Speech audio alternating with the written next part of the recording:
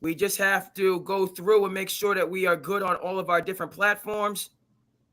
Make sure we're good on all of our different platforms. Let me see. Okay, yes. Yes, the YouTube is live. YouTube is live. Let's see. We're trying to incorporate Twitter. Let's see where we are on Twitter. The Facebook is live. Let's get the Facebook. Okay. Let's get the Facebook set up. Mavs v. Wolves. Let's get the Facebook. Sports. Save it. Okay. The Facebook is going up right now. Let's see what's going on. Twitch. Twitch is live. Okay. Hold on. We live.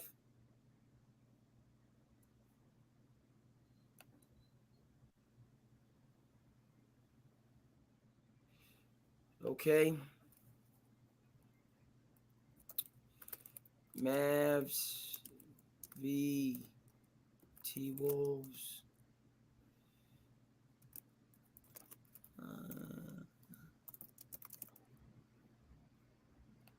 All right.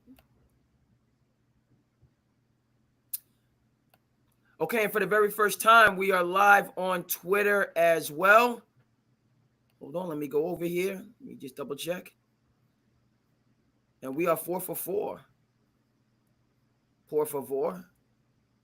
We are 4 for 4. What's going on, folks? Welcome to SandCity Sports.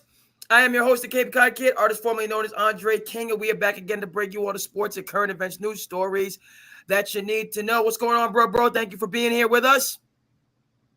What up, Dre? How you doing? Much obliged. Now, listen, folks, we have the live action of the T-Wolves and the Mavericks going on. Last time I checked, had the game on behind me. T-Wolves are up 4, trying to hold on.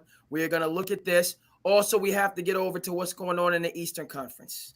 Boston Celtics breaking through, making it to the NBA Finals. We need to put some respect on their name. We have NBA draft coverage to get to. Bronny James, his draft status, his draft stock heating up. Number of teams want to bring him in for camp. We're going to take a look at that. We had the passing of the late, great Bill Walton just yesterday. We have to put some respect on his name. Somebody who was a luminary in basketball circles. We're going to take a look at Bill Walton. And Major League Baseball did something notable today. It was reported Major League Baseball is going to have the Negro Leagues will be a part of their records. Negro League's going to be a part of the record books in Major League Baseball. And so we're going to get into all of that. So starting off, Mavs, T-Wolves. T-Wolves are up by a couple, fourth quarter. What's your prediction on this game, how it's going to go down the stretch, bro? Dallas going to close it up. Dallas taking out the Minnesota Timberwolves. You have them finishing the job tonight? Yeah, I got it. I'm gonna say that the T-Wolves are going to hang in there. I got the T-Wolves extending the series. Anthony Edwards not going to allow this team to get swept. They're going to hang on in Game 4 in Dallas. You know something? They're going to go back to Minnesota in Game 5 and get a W there. This series is going 6 games, folks. Okay, you're watching it live. Bro, you got it up on the screen. I had to turn it off here just because it would interfere with my shot. I need to get the second TV set up so that we can get the live game analysis. So we're working on that. I can pull up the statistics in terms of the game cast. But I have the Minnesota Timberwolves winning tonight, just based off the fact that I believe in Anthony Edwards. I believe in Anthony Edwards and his ability as a leader, his ability as an alpha dog, the maturity, the positive outlook and attitude. And Minnesota is a supremely talented team. Let's not forget that. Okay, they lost game 2 on a buzzer beater. Lost game 3, a nip and tuck battle. Minnesota Timberwolves are too good to be swept, in my opinion. Bro, do you have any thoughts on that? I mean, they played pretty bad in these fourth quarters. So you play bad in the fourth quarter, you lose games in the playoffs. Understood. Played pretty good in the fourth quarter against Denver Nuggets, though. On the road, game 7, down double digits. I believe it was 18 points with under 10 minutes to go in the third quarter. You can only Stormed hang back your to hat win. for so long in the playoffs. True. But I don't know if their run is over just yet. Yesterday's win is not gonna win today's game. Point taken. And the fourth quarters have been notably bad. Also, Jaden McDaniels might have got fouled in game 2. Kyrie Irving's might have fouled him. And Okay, Cat so but has if it's been in butts, playing- we're Cat has been playing atrocious. Okay. awful. 4 for 32, excuse me, from the 3-point stripe. Going into game 4. Fouls. Right now, he has 5 fouls. Like, he's just been playing atrocious. All right, Cat not doing what he needs to do. Not playing up to his number 1 overall pick status, perennial all-star status. Not sure if Cat has a Team USA bid, Team USA appearance or not, but certainly not this summer. He's not going to be on that team. Listen, my head is saying Dallas. Oh! We had somebody. Was that Anthony Edwards? No, Do we have an Anthony Edwards highlight breaking? No, Jaden Hardy just caught a body. Mm-hmm. Okay, some of the Dallas Mavericks role players, some of the Dallas Mavericks worker bees. Let me get this game over here. Let me get the live stream of this game over here. Let me get the live stream. Let me get the game cast. Hold on, give me the box score. Give me the box score. Okay, T-Wolves up 5. So we'll switch back over to that just to get that into the mix. Okay, and get. All right, so we got all the things. SandCity Sports, folks. Glad to be with you this evening. A little bit late, but nonetheless, super duper excited. We are live right now on YouTube. We're live on Twitter. We are live on Twitch, and we're also live on Facebook, incorporating multiple platforms. Big breakthrough for us here in SandCity Sports, and we have plenty to get to, and we're going to get right into it. We're getting the live right now commentary of the T-Wolves game. My bro here, he feels that the Mavericks are going to slam the door. Anthony Edwards, my man, Anthony Edwards, the person that I am putting my faith and my backing to be the next face of the NBA. I'm not backing down off this take. He's not allowing himself to get swept. Everybody gets swept, okay? It happens in sports, right? Remember the Shaquille O'Neal led Orlando Magic. The Shaquille O'Neal led Orlando Magic in '95 when they broke through the NBA Finals. Goodness. How did that end? This boy Hardy is going crazy. Oh, no. You gotta be careful. Hardy's going crazy. What do we have for the count here? Let's take a look. Still a 5-point game. Hardy's getting loose, though. Okay, he getting loose. I say Minnesota's going to reel him in. But listen, it can go. That's a ridiculous statement. Obviously, it can go either way. Here's why I'm concerned about the Dallas Mavericks as a serious threat. And bro, jump in here at any time. The game is going on live, so we're going to talk, about the game and the swings that happen. Both of us are picking Dallas to win the series. We're not going to have something that's never happened in NBA history before. 154 times a team has gone up 3-0. 154 times that team has won the series. Now, it got a little dicey last year, bro. If you might recall, the Boston Celtics were down 3-0, and what happened? What happened last year when the Boston Celtics went down 3-0? Let me adjust my chair. That's right. They stormed back to win 3 straight games, folks. They stormed back to win 3 straight games. So it could have happened last year, specifically because Game 7 was in Boston. But what ended up happening? The Miami Heat, down their second best player, put a beating on Boston in Game 7 at home. Shameful loss, which is a lot in the rearview mirror here in Beantown. But I hope this team remembers it as they break through back to the NBA Finals. They should have won that game. It should be 3 straight finals for the Celtics. And we should have had Celtics Nuggets last year. Now, I think the Nuggets would probably won that series, frankly. I'm not going to say, but I'm not if it's about about say should be this, should be that, should be this, should be that. We're here now. We're in the finals. Okay. Yeah, they're here now. They're in the finals. I'm concerned about the Mavericks. Yeah, I'm concerned about the Mavericks. Based on how they're handling the Timberwolves. Timberwolves team that I picked, I didn't put enough respect on the Mavericks name. Had them losing in 6 games to the T-Wolves. They win game 1. They make a statement winning game 1. Bro, jump in at any time. Game 2 buzzer beater, that's Luka Magic. You knew that was going to happen. Okay? That's Larry Legend 2024. Okay? As much as I hype up Anthony Edwards, I need to put a little bit more respect on Luka's name. Frankly. I need to put more respect on Luka's name because he's been doing it since he came into the NBA. Nonetheless, I was holding out hope. Minnesota obviously went down 0-2. No. Excuse me, they didn't. Let's correct that. Let's correct that. Minnesota was up 2-0 against Denver. That's on me. Minnesota was up 2-0 against Denver and then lost 3 games straight. Let's see how people are responding. We live on Twitter. Okay, live on Twitter. It's the first time being live on Twitter. Super duper appreciative of that. Facebook, do we got anybody tuning in? Okay, we see what's going on Facebook. We live on Facebook, stepping that up. That's good. Let me just check on. You know what I mean. Let me just do a little production work here.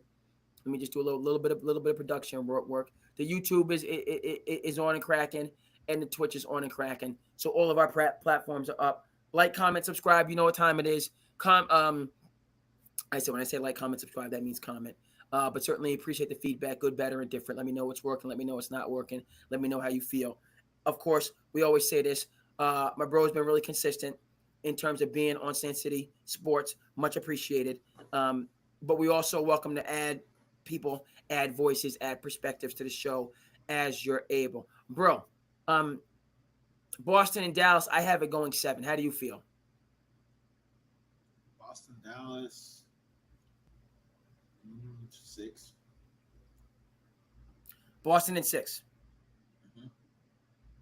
Okay, I'm not seeing or feeling enough respect on the Minnesota. Excuse me. See, I've already put the Minnesota Timberwolves. I had the winner of the Wolves Nuggets series automatically in the finals.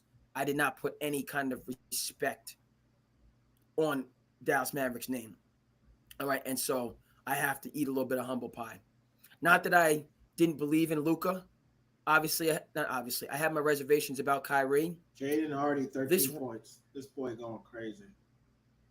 Hardy is going crazy for the Mavericks. In a game where, the reason that I'm more concerned about Dallas than I was before, already conceding, recognizing that I have them in the finals, Maxi Kleber is back, folks. To me, that's a big pickup. Kleber's back. Against Derek Lively get hurt. How long is Lively out for? I don't know yet. He got what do you have? Concussion symptoms? Lively's going to be back for the finals. Next spring. Lively's going to be back for the finals. By the way, we have a week. Right? What is it? Saturday is the 1st, 2nd, 3rd, 4th. Final starts next Wednesday, next Thursday. Yeah, we got a tie ball game. Dallas tied it up. Mm-hmm. Come on, Minnesota. So back to Lively. I think Lively will be back for Game 5. If not, definitely for Game 6. That was a unfortunate injury where Lively fell backwards and the back of his head hit somebody's knee. And we're in another fourth quarter and Cat's on the bench. You know what I'm saying? This is common. 5 fouls. Okay. I'm a little bit perplexed, and I think I have to use the disappointed. I have to throw that out there, just because Karl-Anthony Towns, prior to Don Bosco in New Jersey, number one. Like, Karl-Anthony Towns is a Hall of Famer, in my book, like a legitimate Hall of Famer, not an N.B.A. Hall of Famer, participation trophy Hall of Famer. Karl-Anthony Towns, is in the top 10 conversation in the league in terms of what I expect from him. Yes, top 10. That's what I said. In terms of his skill set. Crazy? Yeah. A 6'11" guy with Kevin McHale post moves that can shoot the 3 and defend and rebound. Tell me what Karl-Anthony Towns can't do. He's playing for the Minnesota Timberwolves, a team that for many years had Kevin McHale as the general manager. He is or he should be. Like, you need to stop saying should be and should be. I said should be. Okay. He's not. He's obviously not. He's on the bench right now, so he's not in the top 10 conversation. But his skill set, his motor, his loyalty, Karl-Anthony Towns, in my opinion, should have been playing for the New York Knicks years ago. He should have come back home to the tri-state area, even though I'm in New England. I'm on a kick. Karl-Anthony Towns is from Jersey. He should have come home to the Knicks years ago. I'm not getting into this. I'm not doing this with you on should have been playing for the Knicks for an hour. All right. Well, you do it for a couple minutes because it's an important storyline. Karl Anthony Towns is loyal to the soil, is my point. Ooh. He's loyal to the soil.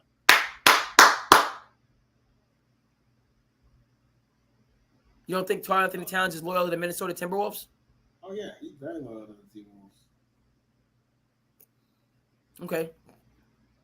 And that's my point. Now he has a chance to be on a championship team. I'm not sure why he's turned around and moving in the opposite direction. The fouls, that's crazy. Because he's not even he's taking the back seat, and he's not used to sitting in the back. I mean, yeah, he's cool about it, but his play in this series, after coming out and saying, "Oh, yeah, I'm the best shooting big man ever," is pretty bad. I get it; it's just one series, and I know you can't judge someone by a series, but man, he's playing really bad. Which, surprising, I might have said that. Disappointing, perplexing.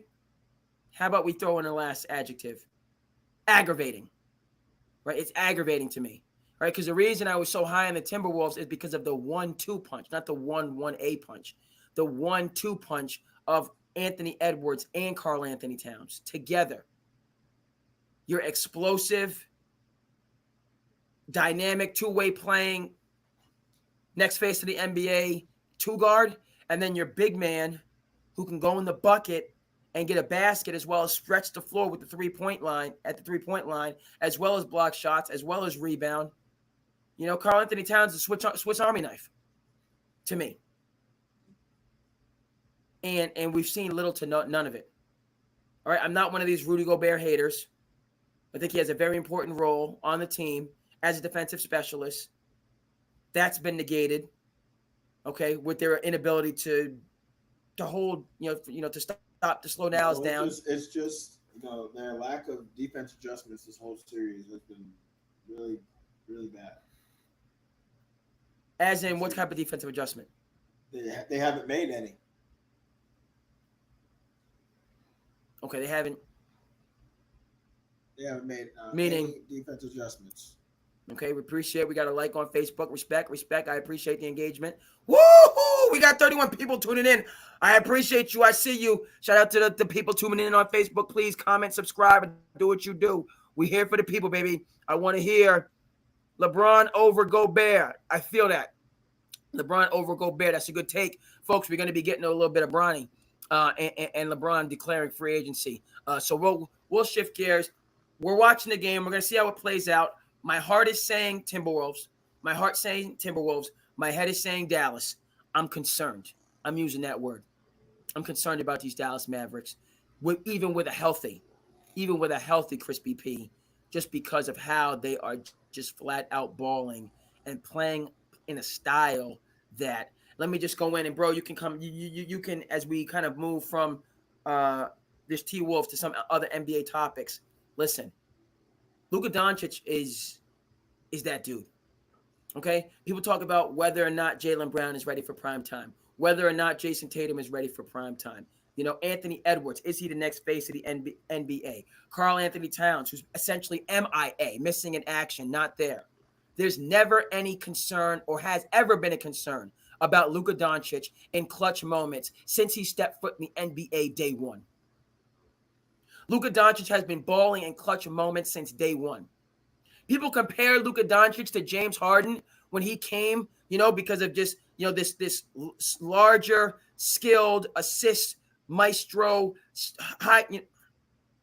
Luka Doncic does everything that James Harden did in Mike D'Antoni's system, except in the postseason too. Luka Doncic is James Harden. Luka Doncic is regular season James Harden in the postseason. That's who he is. That's why I am concerned for the Celtics, because if push comes to shove, the Dallas Mavericks have a bona fide closer. No doubt about it. Who's the Boston Celtics closer? Bro, any thoughts on that? I mean, Tatum's our closer. Okay. Jaylen Brown's our closer. You said two people. I mean, they have a two-headed monster too. Okay. But I'm talking about definitive. I'm talking about Larry Bird level clutch. I'm talking about all-time level clutch. If you have two quarterbacks, you have no quarterbacks. That's why I'm concerned about this series.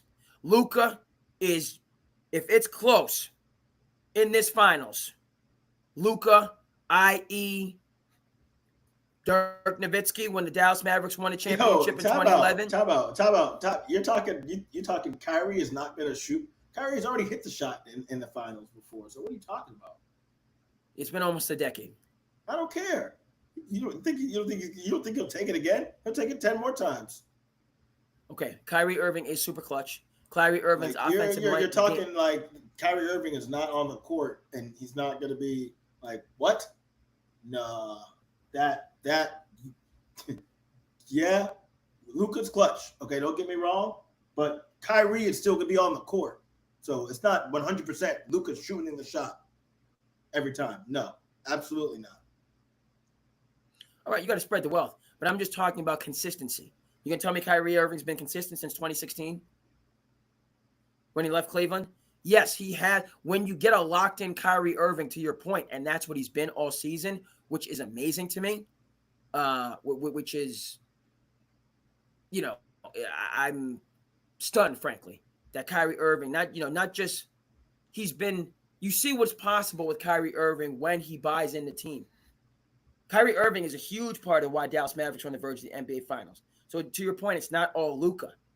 But was Kyrie Irving this clutch and consistent playing for Brooklyn? Exactly. Was Kyrie Irving this clutch and consistent? That team, you think about Harden and Durant? Come on now. Yes. Was he consistent? I mean, when he played, he balled out. When he played, when he was communicating with the team, when he wasn't leaving Steve Nash waiting at his door for a meeting that he agreed to, and then just had the coach just stand outside for 15 or 20 minutes. That's your head coach. Okay. When he wasn't doing, we'll just say mercurial, mysterious, to keep it friendly types of things. And we know what the situation was in Boston.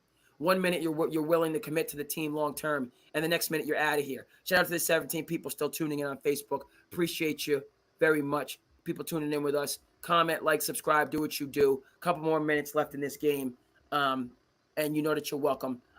Bro's been holding it down. Okay, on SandCity Sports with the takes. So you're backing Kyrie. Does that mean you feel that this series with the Celtics will go longer than 6 games, bro? No, I'm not. Celtics in 6, even with a Luka and Kyrie that are locked in. Yes, because we got the Celtics who are locked in. We're a better team. Okay, Celtics are the better team. We're gonna get to that, folks. Before I get to whether the Celtics being the better team and why they had to struggle to knock Indiana out, missing their best player for the last 2 games, that concerns me.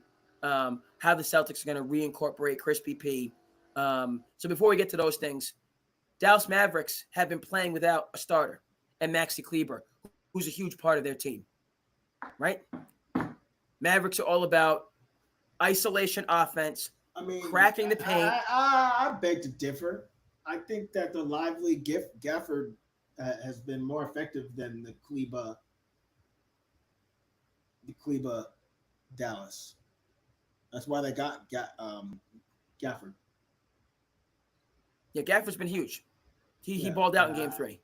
So I would have to say I disagree with Cleveland coming back. Is like,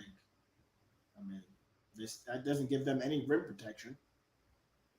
It actually gives them someone that just sits at the 3-point line. Yeah, somebody who's 6'8", 6'9", sits at the 3-point line. Oh, somebody that can help got a tie ball game. Okay, Dallas is making their move. Oh. Dallas is making it good with it. Yeah, Dallas is okay. All right. But here's why Maxi Kleber is a big improvement in my mind, is because now you have Kleber, you have Washington, PJ Washington, who's been balling. You got Derek Jones. You have your 2 bigs. They just have more versatility, more versatile big bodies that can do a number of things. To your point, Gafford is obviously a game changer, and Derek Lively. Shout out to the Brotherhood. Shout out to Duke. and how Derek Lively bet on himself. We talked about this. He didn't have a great freshman year at Duke. He had a good year, not a great year. Filipowski kind of overshadowed him, but he stuck to his guns as a one and done guy. Was not a lottery pick, was drafted, but then showed why, Derek Lively is a top 3 player in his development, coming up through high school, so on and forth. And it was just a seamless transition into the league. And frankly, what he's doing in the playoffs, he's not one of these guys that's going to be all NBA first team rookies, but he's a rookie of notable promise, like Jaime Vasquez, like Porzingis for the Golden State Warriors. Okay, he's not in the conversation with Wemby and Chet. Yes, Chet's a rookie. He didn't play last year, so he's still a rookie as far as I'm concerned. We can go back and forth on that. So he's not in that, absolute, that's not what I'm saying. But what Derek Lively is doing, contributing for a championship team, it's up there. Oh, wow. It's up there. But Maxi Kleber is a notable pickup. Okay, his efficiency, what he's going to provide. I'm just, PJ Washington, yes, and PJ Washington flat out is better than Maxi Kleber, but he's not better in that system.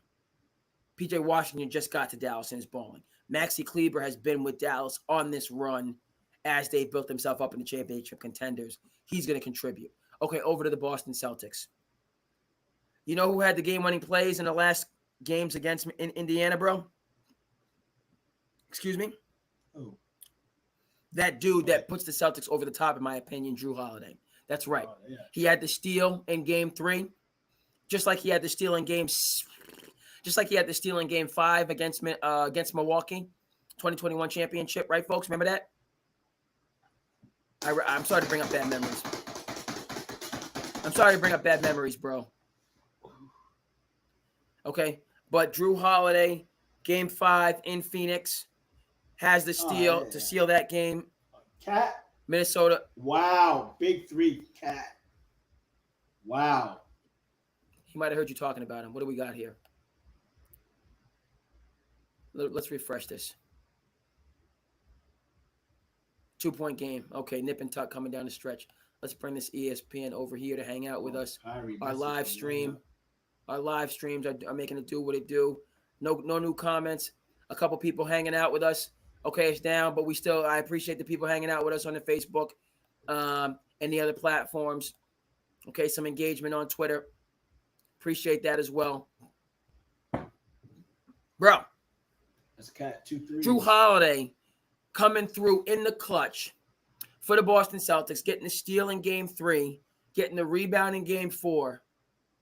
Okay, the Celtics backcourt, starting with Drew Holiday and also Derek White, is why I had and have them. I have them winning the championship, even though I'm concerned about Dallas. And this backcourt, experience, consistent. Bro, you think Kyrie Irving's going to have a big series against the Celtics? I mean, he's gonna. Drew Holiday is 6'5". Drew Holiday is 6'5". Yeah, Drew Holiday is not 6'1", 6'2", 6'3". He's 6'5". Derek White is 6'6". Right? 6'5", 6'6", maybe even be 6'7". Boston Celtics backcourt is, and I'm not making a one-to-one comparison here, folks. Please understand me. But if we've seen a backcourt with this type of size competing for championships, I'm not making a one-to-one comparison here. Understand that. Have we seen a backcourt with this size since Michael Jordan and Ron Harper? Huh? No. Ron Harper, 6'7". Michael Jordan, 6'6". Drew Holiday, 6'5". Burly. He's not a skinny 6'5". He's not a Dante Exum 6'5". Okay? He's a fullback 6'5". that can run the team, defend. Drew Holiday can do it all. 5'2" player. And Derek White, again, he's a bigger guard. All right, I think that's going to give Dallas, and we'll see. But I'm the reason I think Drew Holiday and Derek White are going to make things tough for Luka and Kyrie. I'm sticking to that pick. They're going to get theirs, but they're going up against a skilled, savvy backcourt that's better. Right? Now, the T-Wolves, Anthony Edwards, and bro, you can jump in at any time here. The T-Wolves, Anthony Edwards, he's obviously a good defender, but Mike Conley is barbecue chicken. Mike Conley's barbecue chicken as a defender, and we all know it. Yeah, Mike Conley can't. We know it. Kyrie. Okay, yes. But Drew Holiday and Derek White, specifically Drew Holiday, I think he can make things difficult for Kyrie, most certainly. Okay. Celtics need Chris BP back. That's a given. They need Chris BP back. Chris BP does a lot of what Kleber and PJ Washington. He does, he's a spacer. He's a 7-foot rim protecting, rebounding floor spacer. You know who doesn't have that? The Minnesota Timberwolves. Minnesota Timberwolves don't have that, right? And bro, that's I think what you were saying about Karl-Anthony Towns, and obviously Rudy Gobert is not a 3-point shooter. Any thoughts? Want to jump in there on any of that? Oh, it's more so. I mean, you want to have Naz Reid on the court, but can you play?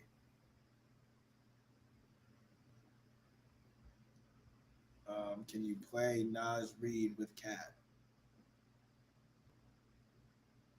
I think you can. I think you can play Naz Reid with Cat or Gobert. But I think I think it's better with Karl-Anthony Towns because now he goes where he should have been all series, which is on the block, to use his post skills, to use his Kevin McHale game, not around the 3-point line. And by the way, there was a Ron Harper reference. Small world that it is. Ron Harper lives in New York. He lives in Jersey. His kids played high school basketball in Jersey. One of Ron Harper's kids is in the NBA. You're going to be hearing about folks. Dylan Harper next year at Rutgers. You're going to be hearing about him. Ace Bailey, is he on his way to Rutgers, as I understand, or is he at Rutgers? He's on his way. He'll be there next year. Yeah. So Ace Bailey and Dylan Harper, you're going to be hearing about those guards, and they're going to be on their way after 1 year at Rutgers to the NBA lottery. Okay. Small world that it is. Ron Harper plays golf with our pops. I believe Harper lives right on the New Jersey-New York line, and they played a golf course over in Chestnut Ridge through the years, which is pretty cool. And both of his kids very good, talented basketball players, as I've just said. So shout out to Rutgers, shout out to Dylan Harper, shout out to Ace Bailey. Also, shout out to Noah Fernandez, the pride of Wareham, Massachusetts, who won a state championship at Old Rochester. For folks, this is a little bit of local stuff, but we're going to go over it quickly. Won a state championship at Old Rochester. Had a good career after that. Played prep school at Tabor. Went to play for UMass and then transferred over to Rutgers to finish his career. The Ryan Hendricks Memorial Tournament was over the weekend. Here on the Cape, it was outstanding, and it was won by Team Wareham, including Noah Fernandez, Jordan Resendez, Jules Tavares, and some other local folks. Cam Dunnery, 6'10" young man out of Bourne, had some highlights. Good tournament for a great cause. But speaking of Rutgers, shout out to the Harper family, Dylan, Ace Bailey, and also Noah Fernandez coming here. From the Commonwealth of Massachusetts. All right, folks, we've been on this for a half an hour. The game's still going on. What do we have for this game? What's the count? Oh, Minnesota 95-90. Minnesota 95-90. I'm confident. Like I said, I want Anthony Edwards to do what he needs to do. Extend this series. Don't get swept. Put respect on your name. I'm liking what I'm seeing there. Folks, Dallas is going to win this series, and we know it. Dallas is going to win this series, and we know it. Before we move on to some other NBA topics, you have what in the finals, bro? Last take on that.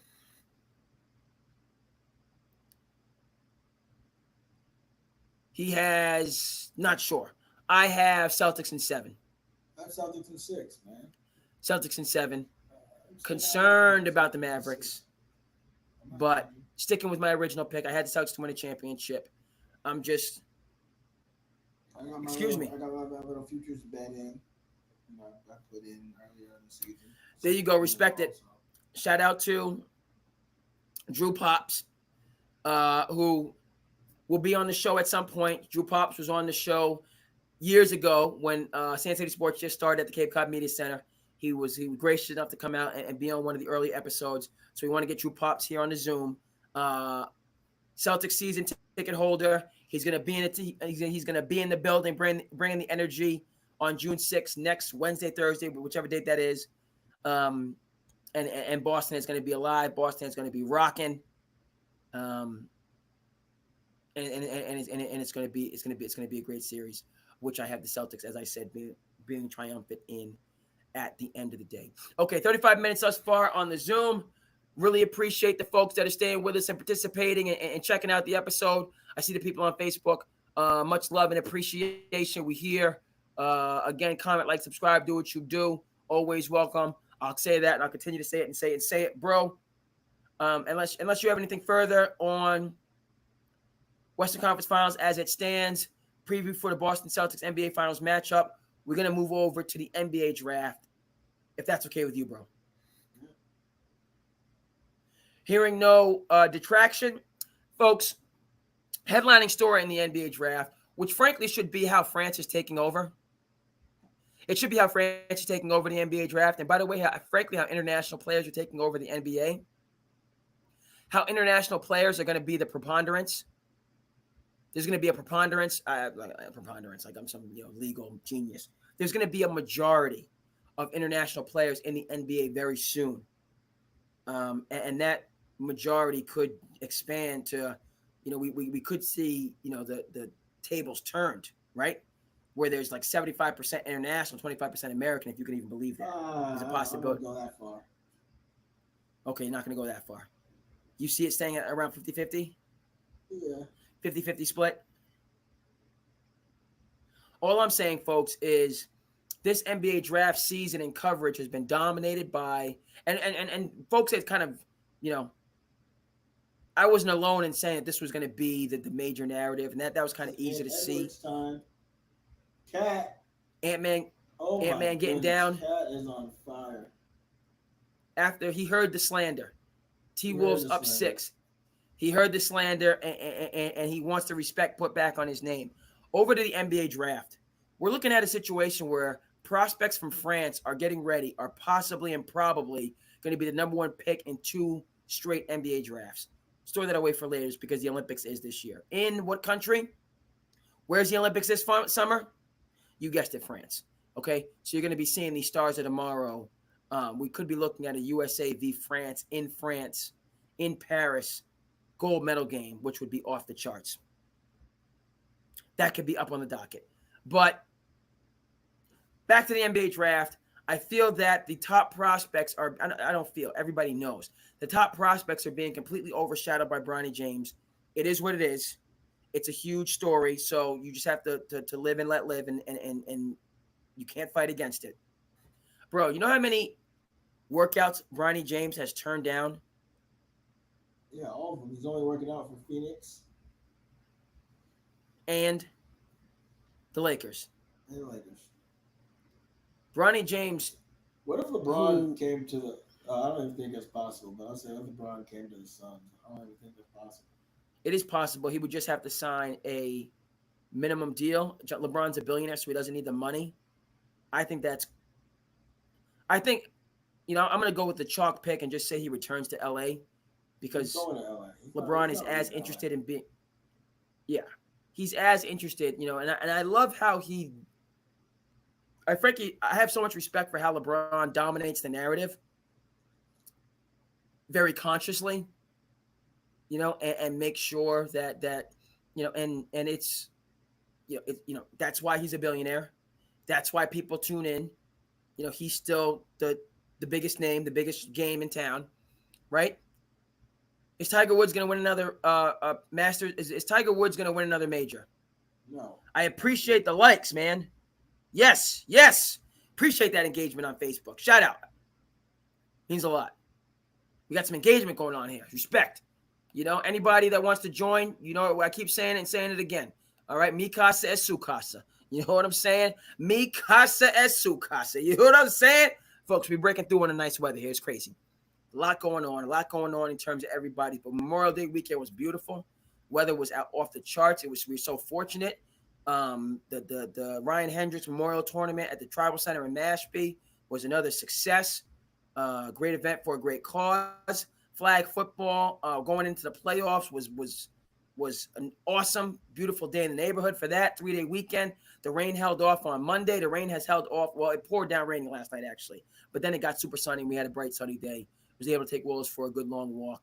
We'll get Willis out after. I had to get another leash. Willis has chewed through 2 leashes. Shout out to Willis. Willis has chewed through 2 leashes. He chewed through the second leash. The first leash, that kind of hurt my heart. A quick aside, I have a dog who is a German Shepherd Black Lab mix. He's a Malinois. He's a Malinois. If anybody doesn't know what Malinois is, those are the police dogs. Those are the canine dogs. He's a hunting dog. Certainly a hunting dog. He chewed almost through. There's only a couple threads left of the leash that was bought about 15 years ago for Dwayne's dog that became a family dog, Carlton, Leonardo. So I'm not happy about that leash has been essentially chewed through. It's being kept. It's being kept in honor of Carlton. But I wasn't happy about that. And then I made the mistake, and it's on me. You got to take responsibility, right? Attitude reflect leadership. You got to take responsibility. I left his leash on him because I had to go and get something outside. I forgot that the leash was on him. And this leash was not as, how shall we say, sturdy. That's one of the things the youngsters say. Get sturdy, right? It wasn't as, compact. And he just chewed through that. It made short work of it. So I had to, tie it into the other leash. And it's a whole process. It's a whole thing. But it works. I went to MSPCA because we have an MSPCA right, on the Cape, right in the town, the village that I live in. Shout out to the MSPCA. And I asked, just because they have so many donations, if they had an extra leash. Bro, is that out of pocket to ask for a leash at the MSPCA? Is that out of pocket? Absolutely. Yes. Yeah. What talking about? Yeah. Buy a leash. But people don't. That's preposterous. But people donate. People donate stuff. That's like asking. Asking. If they had extra leashes, is that out of pocket though? Yes. But they did sell leashes there. They did sell leashes. Especially, and by the way, especially if they sell leashes, it was way out of pocket if they sell leashes. It's like walking into Tedeschi's and asking them, "Hey, can I borrow this Dasani water?" And, okay. And take the change out of the change door, and that covers it. It was kind of out of pocket. MSPCA has been. Don't be like that. That's super out of pocket now. Okay. But all right. So let's say I went to an animal shelter. But if you have extra leashes, what's the point of having an extra leash? What's the point of what? Why can't? What's the issue of not having? You have a dog. A leash probably should be one of the. It's like having shoes. I'm gonna go over and thank them and make a donation for the leash. I'm gonna make some kind of. They gave you one. They gave me a leash, but it's super short. Yeah, of course they. They gave me a super short leash. Because it's a leash for them to move the dogs around. I didn't want their leash that they're using.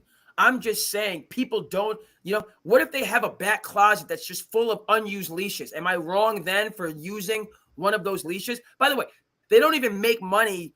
They have stuff to sell just to have it there. People don't go to the MSPCA to buy stuff. They go to PetSmart. They have stuff there just to have it there. It's not like that's a major part of their cash flow. But my thing is, if they already had a bunch of leashes just sitting there doing nothing, then is it wrong for me to ask for one of those leashes? Yeah, it is. It's wrong. Okay, I see your point. It's wrong. I think you shouldn't ask for things that are less than $10. That should be your kind of motto. If it costs less than $10, I'm gonna make a donation. I'm gonna go over there and just donate $10. I feel a little bit bad, but the premise of it is not wrong. Yeah, the premise of it is because it's not wrong because you could have just had. There is a. You were saying, bro? Yeah, the premise is not wrong because they could have just had a bunch of unused leashes. What's worse, me asking for something that I could otherwise buy, or you having a pile of unused leashes that's not doing anything? The unused leashes is not. So this is what it comes down to. They have a pile of leashes. How do you know that is not that's not unused. Like they don't have a use for those leashes. How do you know that? Because they're Or is that sitting an there doing assumption? nothing. How do you know? No, I'm That's an saying, assumption. it's an assumption, but it's a reasonable assumption because people donate stuff to the MSPCA. It's like people donate clothes and books, and then you just have all these clothes that are just stockpiled, and nobody, they're just extra clothes. Anybody can have them for free, right? It's a similar premise. People go to like thrift shops to buy clothes. You Honestly, could just go I to some of think a these. leash should be something that, you can choose. It's like going to Foot Locker and trying to say, "Let me get a pair of shoelaces," and not buy them. Okay, but Foot And they Locker, I sell, see your point. and they sell. Leashes at the MSPCA.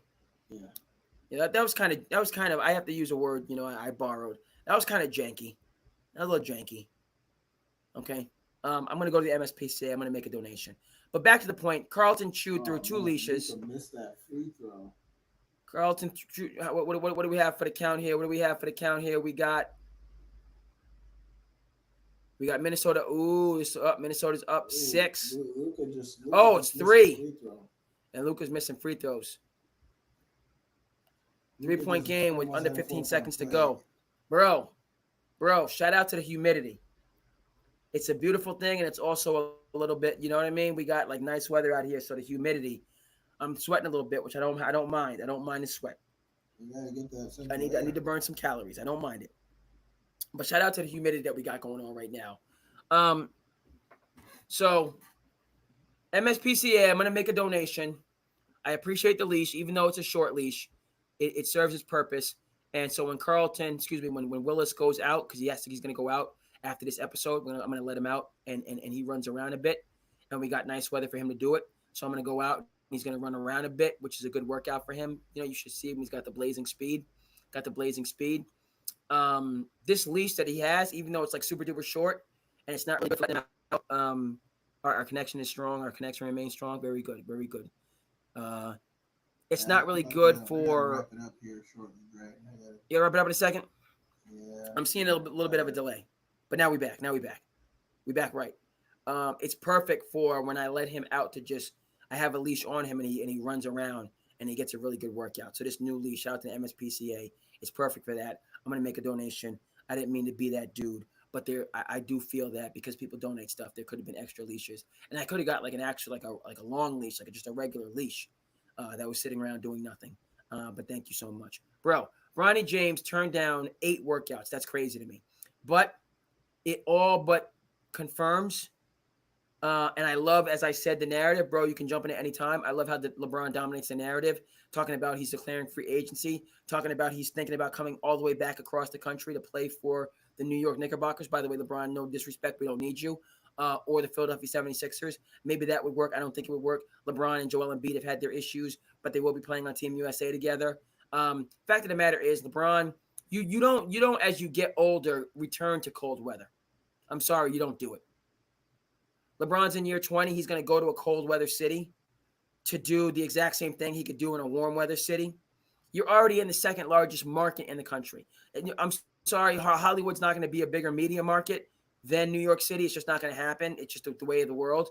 New York is what it is. But Hollywood is, LA is obviously the capital for entertainment. You could argue globally. And LeBron is an entertainer. He's an entertainer. So I love all of this smoke and mirrors that increases interest and leads the narrative, leads the headlines. Oh, LeBron, free agency. Bronny, turning down 10 workouts. So listen, here's the thing. I'm happy when families achieve milestones. Bronny and LeBron playing together is a huge milestone. Also, Bryce. Watch out for Bryce coming up on the youth. Last weekend was an EYBL weekend. Not a live period recruiting weekend, but an EYBL weekend. So shout out to Bryce, who's a good player in his own right, coming up 6'6", a bit taller than Bronny, which gives him a little bit more versatility. Listen, respect on the achievement.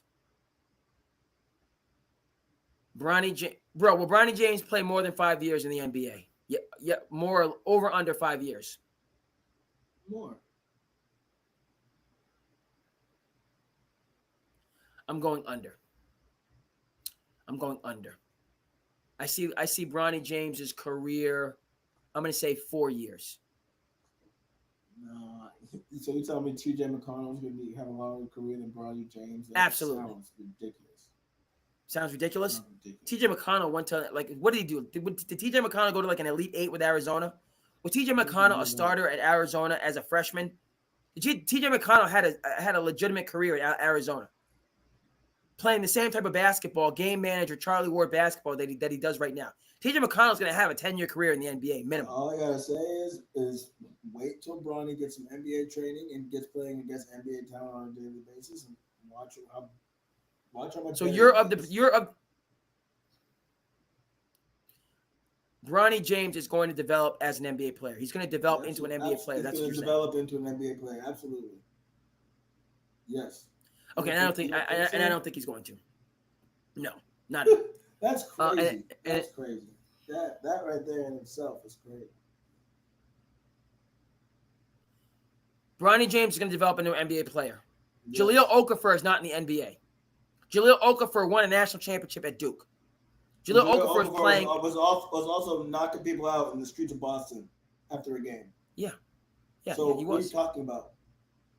I'm talking about Jahlil Okafor is 6'8", out of Chicago and won a national championship as a freshman at Duke, and he's not in the NBA. Who's more talented, Jahlil Okafor or Bronny? LeBron James. Time out. Are you not remembering? The NBA is a business, Andre. We can talk basketball forever for all you want. Who sells tickets? Bronny James is going to sell tickets. Period. LeBron James sells tickets, and Bronny is going to sell tickets. So for you to say he's not going to be in the league for 4 years, that's idiot stuff. Because you got to think about the business of the NBA. Who is going to put people in the seats? LeBron. Who? LeBron. Absolutely. Yeah. And then people are going to see Bronny.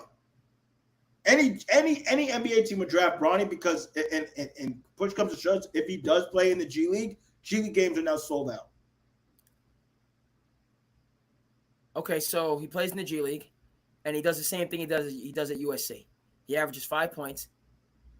Where is this breakthrough of development? He played with, what was it, Isaiah Colliers he played with at USC, who was, the breakthrough in development is when you get to the NBA and essentially he would be playing for the G Ignite, but he would be on a roster because the Ignite no longer exists. Right. You know who played for the G League Ignite? Matas Boulias, who played for Expressions. Yeah, Matas Boulias. Remember the name, folks. Played for Expressions. Played at Brewster Academy. Jumped to a number of different high schools. Okay, but spent some time in the Commonwealth, playing for Expressions with, I forget, Tyler Bowen, who's playing at Florida State. Yeah, Matas Boulias played for G League Ignite. You know where Matas Boulias is projected to go? Top 10 pick. He's 6'10". He's explosive. He's like a modern-day Detlef Shrimp. He's going to be in the NBA. Bronny James, for as good as a kid he is, he's 6'1", and he does not have a definitive skill. What's his definitive skill?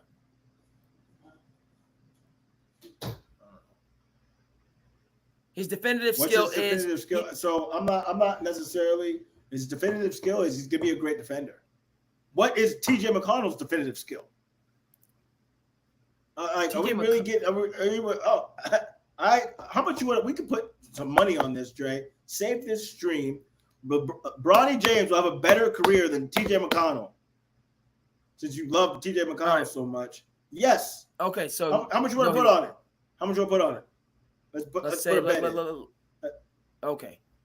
Let's put a bet in. We have the stream. Let's put a bet in. We have the stream. Choose the amount. I'll say reasonably 20, but I go as high as 50. 50. I'm in. I'm into it. All right, 50. Better career. I'm taking T.J. McConnell. Yes. I'm taking T.J. McConnell. You can take you can take Bronny James. That's fine. Okay, good. I feel great about that pick. Okay, T.J. McConnell earned his way into the NBA. That's awesome. Hey, guess what? Yeah, that is awesome. He carved out a niche for himself in the NBA. He played serious, serviceable minutes in the NBA playoffs this year. All right. Hey, He worked himself into that place. You just gotta watch. Where is Bronny? Just watch. I know we do have to watch. We already got. The bet is in, and $50 bet. And you can. TJ McConnell. I'll even let you cash out early like DraftKings. Okay. I'll even let you cash out early like DraftKings. Okay. That $50 can stay there and collect interest, as far as I'm concerned. All right, it can stay as long as it needs. And this is no. I'm not disrespect. Is it disrespectful to say that Bronny James? How many people have played in the NBA more than 5 years? Did Michael Beasley play in the NBA more than 5 years? Like maybe barely. Was he a factor? So Michael Beasley had a lot of distractions. 1, 2. You know why Michael Beasley didn't play in the league longer than 5 years? Why? Because he wasn't focused on basketball. Thank you. So awful example. Bronny James has no distractions. Except people in the media saying how bad he's going to be. That's easy. You think he cares? Okay, Bronny James doesn't have any distractions. He does not. It's like a Peyton Manning. It's like a Peyton Manning effect for basketball. All he does have to do is go out there and play basketball. That's it. All he has to do. Michael Beasley, that's not all Michael Beasley has to do. Michael Beasley couldn't, outside of basketball, he was not fully tapped in. That's why I'm saying Bronny will be successful in the NBA. He's fully tapped in. When you be fully tapped into any job, you'll be successful. Okay. Now, period. Right. So he's a 6'1" defensive guard. Yes. Who's his comp? Who? And by the way, who's his comp? And by the way, before you even get ready to answer, if you even think about saying Drew Holiday, Drew Holiday is 6'5", 220. Marcus Smart. So his comp is Marcus Smart. Marcus Smart is 6'4". He's on the bigger side. He's 6'4", 6'5". No, he's not. No, he's not. Marcus Smart's not no 6'4". Fall back. He's 6'3". He was a point guard. 6'4". So Marcus Smart was a point guard in college at Oklahoma State. Marcus Smart, he was a 2 guard. Let me look at point Marcus guard. Smart. Marcus Smart, he combo guard in the NBA. Marcus Smart was a scoring guard at Oklahoma State. He was their point guard. Marcus Smart is 6'3". 6'3". Marcus Smart 6'3". You're saying he's 6'4", 6'3"? No. So 6'3", he's 6'3" 6'1"? without shoes. 6'3", 6'1". It's not that big of a difference. And I bet you Bronny got longer reach. Okay, he's a longer reach. All right. So he's smaller than Marcus Smart. Bronny James is like you. Okay, Marcus Smart is like Joe Dumars. You just sound like a hater. Bronny James is the same size as Isaiah Thomas. You sound like a full-blown hater. I'm not he's gonna get a chance, see what he can do with it. Am I mad about it? No. And I'm glad that you said that. I'm glad that you said that because that's the crux of what I'm saying.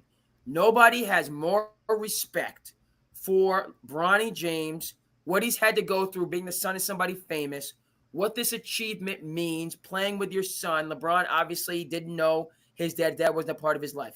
So this idea, okay, LeBron James is a billionaire. He's a mogul. He's supportive of social justice causes. The last person that doesn't appreciate LeBron James goes to grassroots events like he was at supporting and showing up for AJ DeBanza and Tynan Stokes' game this weekend at the EYBL games. He's done this his whole career. You know what that means when LeBron James shows up to your AAU game for the entire event and he's always done this?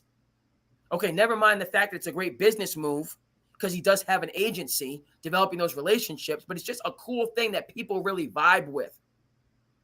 Nobody respects the James family more than me, but I cannot. Okay, so let's just establish that.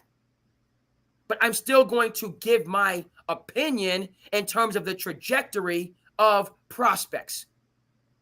Okay, so yes, TJ McConnell, you compare LeBron James. So this is what you got to think of. You got to think of this.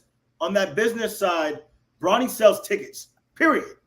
Who else, what rookie would you even say considerably has the star power or the following power of Bronny James? We are sitting here talking about him. I don't even know. I can't even name 10 rookies. Straight up. So, boom. There you go. Yes. The star power will give him interest. I'm saying, where is the development coming from? Where's the development? What is his? Okay, his NBA comp. And again, So people Kaminga saying was Drew Holiday. Kaminga developed in the NBA. Kuminga balled out for the G League Ignite Yeah, and for that first. developed for the G League Ignite. He played for the G. He was Oh, on there. He developed for the G League Ignite right out of high school. right out of high school. He didn't go to college for a So I year mean, and then if go to the Bronny G had League the Ignite. choice, Bronny probably could have went straight out of high school. I mean, to the G League Ignite. Okay, and so you're saying so he would have had a better experience with the G League Better Ignite than at experience. USC. He didn't have the competition he's playing against at USC is not preparing him for the NBA. Period. End of story. Okay, so playing against UCLA is not preparation for the NBA. UCLA didn't even make the tournament. Try again. UCLA that produces a Jaime Vasquez. That's UCLA fine. that lost on a butt. UCLA that did not even make the tournament. Pac-12 was lackluster this year. So Okay, try fine. again. But they went to 2 straight Final Fours in the previous 2 years. That's fine. Under The McConnell's leadership. Pac-12 was lackluster this year. Like I just said. Okay, so the Pac-12 is down, but you still only average 5 points in a down Pac-12. That's fine. And the coach, SC, like you got to understand the NBA is a business first, then it's a basketball league. I don't understand. Why are you missing this huge factor of the business side of it? I'm not missing that factor. Yes, And you are. Looking at it from an NBA owner, why not? Why not? Take a chance. Make it happen. Take a chance. Make it happen. Snap the finger. Napping. Yeah, take a chance, make it happen. Yeah. And that's Life is short. Life is sweet. What's the name of that song? I'm winding down. Okay, bro. I get that. You know, you're winding down. I appreciate it. I'm gonna finish up with a couple. Do you have any kind of concluding takes before you head out? I have a couple more things I want to get to. I need to touch on Major League Baseball. That's it for me for tonight. Long day. Okay, bro. Long day. Respect. Thank you so much for being here. And we got the $50 bet. You are pro Bronny. I am pro TJ McConnell. We will come back to this live stream and take it from there. But bro, certainly appreciate bringing the fire, bringing some outstanding takes. Let's go Celtics. I'll see you next episode. Celtics. Let's go Celtics. Yes. Peace. Finals. Peace, bro. Peace. Thank you so much. I got a couple more things, folks. My bro, kind enough to be here. We got a couple more things that I want to touch on. That was good back and forth on Bronny. We got the perspective in relation to the finals and T-Wolves extending the series. That's what I had picked. Anthony Edwards putting, not going down in a fight. By the way, I have the T-Wolves winning at home in Game 5, coming back to Dallas, forcing Game 6. All this rest is good for the Celtics. I just, Luka has the eye of the tiger. Anthony Edwards has the eye of the tiger. They're going to be right in there going back and forth. But they're not coming back from 0-3. I'm sorry, they're not coming back from 0-3. So I got Dallas in 6, kind of finishing this out. So on and forth. 2 points that I want to get to. First of all, the late great, and it's recent, but Bill Walton passed away at the age of 71. N.B.A. put out a great statement. Bill Walton was just a cherished, valued, beloved member of the N.B.A. family, right? Just kind of, I put it in the same, Tommy Heinsohn passed away, at the end of COVID in Boston. And Mike Gorman just retired this year, just in terms of sports bringing people together and that culture and people from different backgrounds, right? And I'm going to get to Bill Walton, but Tommy Heinsohn, the pride of Jersey City, right? Played for those Celtics teams, won, I believe, Rookie of the Year and Finals MVP, win a championship as a rookie, and very tumultuous times in America. And him and Bill Russell would sit down and talk. And they would have very different views of what was necessary during those 60s and 70s years. And they would have some arguments and back, you know what I mean? But at the end of the day, they were both still Celtics. They had that bond, that unity, and that brought them together for the totality of their lives, right? And whatever people want to say, about Boston, and I certainly have my reservations moving here from the tri-state area. You know what I mean? But Boston is the reason it's the number one sports city, and sports does bring people together from various backgrounds, political, cultural, religious, the whole 9 yards, financial, the whole 9 yards, and we're able to find common ground to build on, right? Bill Walton embodied that, just like Tommy Heinsohn here in Boston, you know, for the NBA and college, and it was just it was a big deal. It was a big deal, the respect that he garnered from people like myself that love basketball, and he did it in a way, with charisma, with enthusiasm, with appreciation, with gratefulness, you know. Shout out to the Grateful Dead. That was a huge part of his, you know, um, brand, and that was a big part of him as a young person going to UCLA, winning the national championships. John Wooden said that he was the best player that he ever coached. Obviously, yeah, John Wooden has a right to have his opinion, but we know that Kareem also played for John Wooden amongst other all-time greats, and it was just awesome to have him, to grow up with him.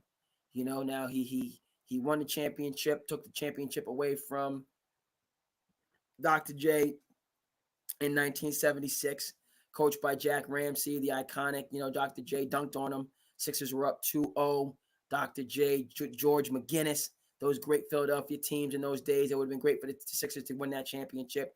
Didn't happen. Had to wait till 83 to get the championship with Moses Malone. But then Bill Walton's career, he was never healthy.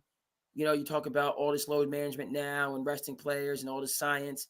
But big guy like him, his knees, playing in those doggone Chuck Taylors with no support on those hardwood floors. Didn't have breakaway rims. Shout out to Chocolate Thunder, Daryl Dawkins, you know.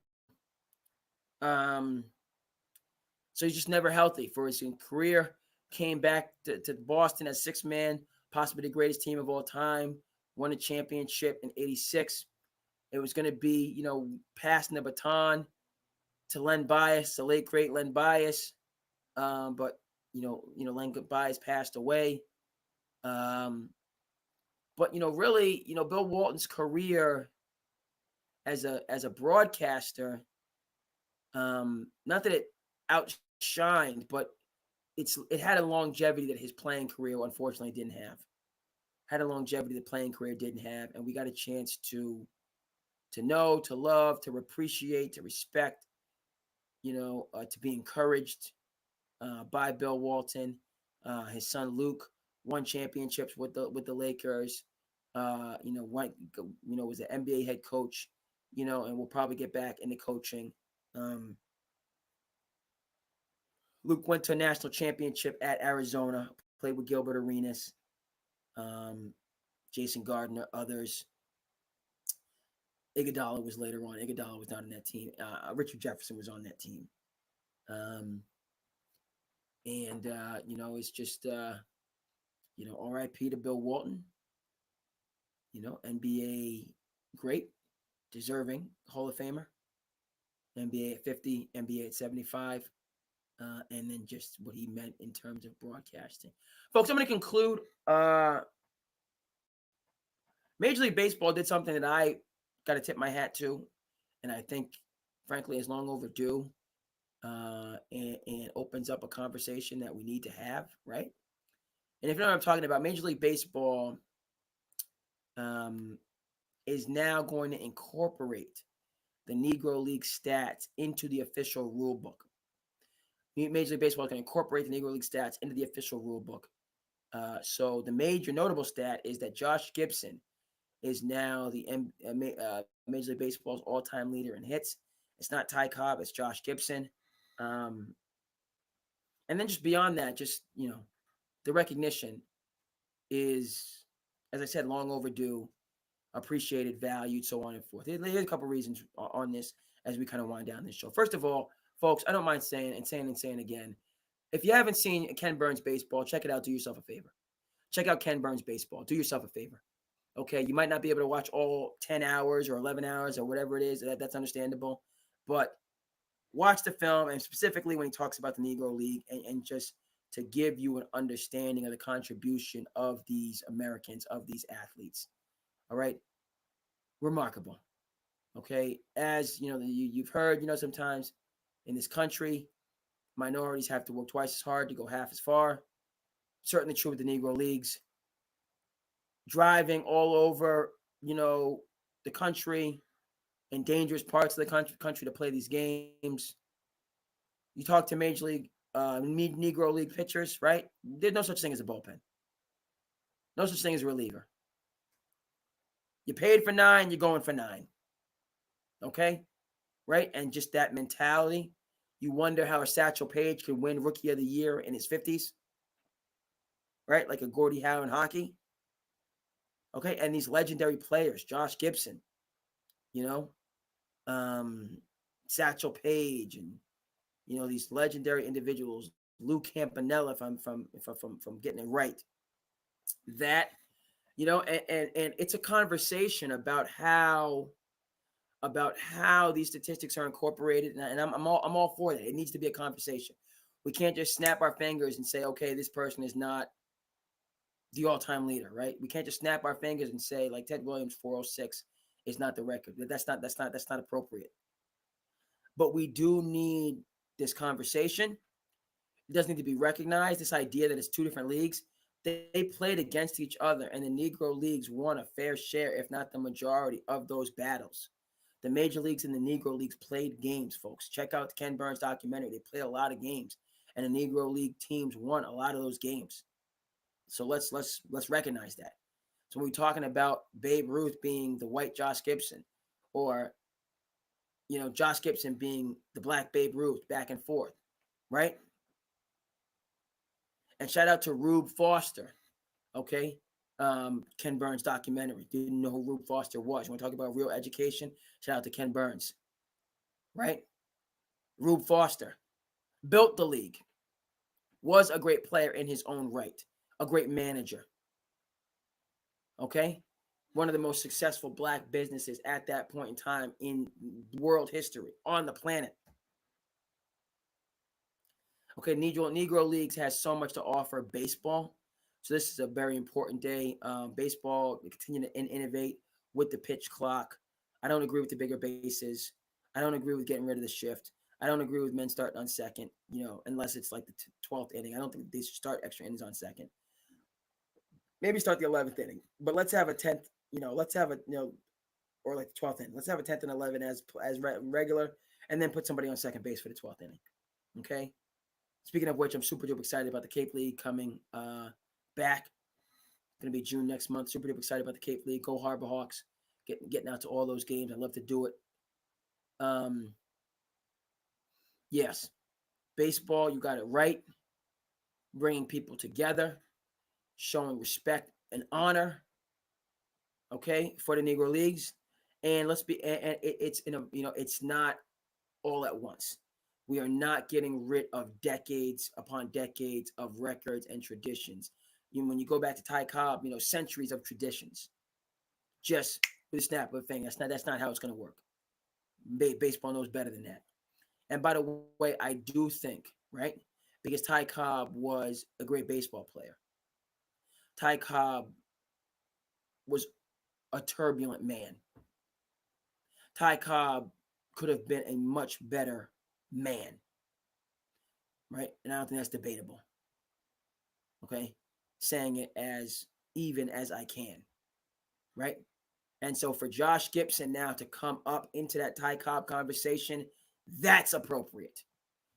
That's spot on. That's American. And I am 1,000% proud, supportive, respectful, appreciative, and thankful. We need Josh Gibson on the same pedestal as Ty Cobb. We need that. We, Americans, baseball.